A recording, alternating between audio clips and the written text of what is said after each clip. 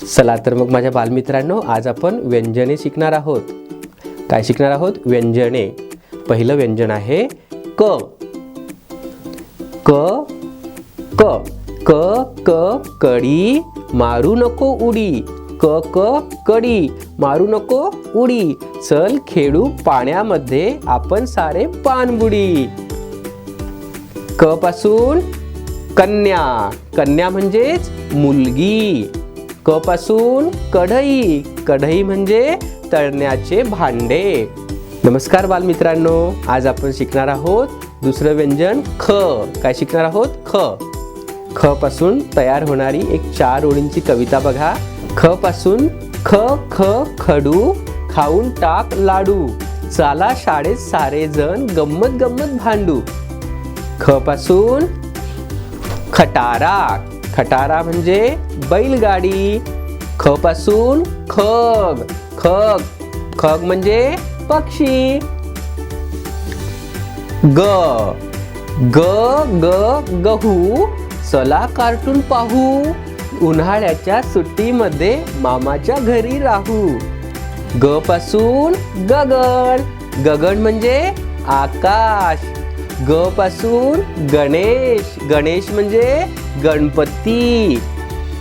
घ घ घ घसा इथे गुपचूप बसा. निरोगी राहण्यासाठी अगदी मन मोकळे हसा. घ पासून घन. घन म्हणजे मोठा हातोडा. घ पासून घर. घर म्हणजे गृह.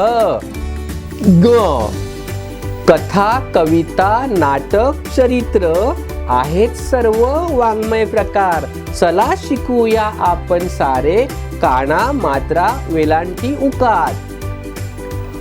वाङ्मय. वाङ्मय म्हणजे हा एक साहित्य प्रकार आहे. च च च चकली नोट आहे नकली.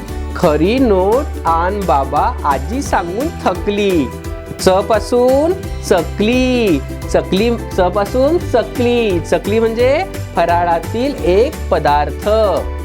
च पासून चप्पल. चप्पल म्हणजे पायातील पादत्राणे. छ छ छ छडी करा हातांची घडी.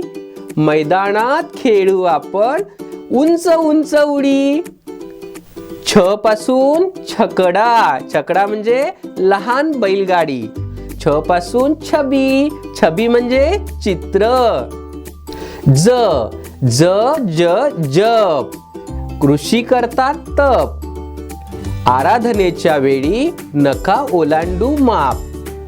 ज पासून जटायू. जटायू म्हणजे रामायणातील पात्र किंवा पक्षी. ज पासून जग. जग म्हणजे पाण्याचं पात्र. हे बघा. झ झ झ झरा कमी पाणी भरूया. पाण्याची बचत करून निसर्ग हिरवा करूया. झ म्हणजे झ पासून झगा. झगा म्हणजे झबा. झ झरोका. झरोका म्हणजे लहान खिडकी. य